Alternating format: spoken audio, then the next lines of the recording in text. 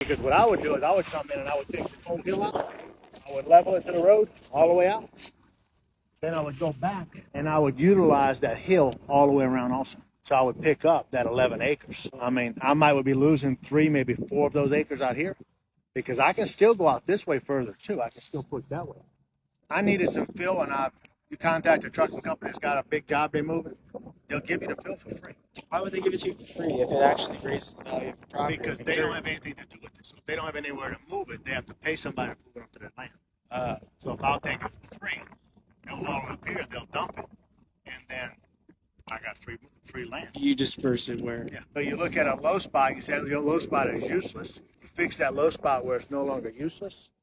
Now that low spot is real estate. It's real estate you can use. It's real estate you can sell. It's real estate you can build on. It's valuable. It makes it way more valuable. And right here, you might be at $250,000 an acre.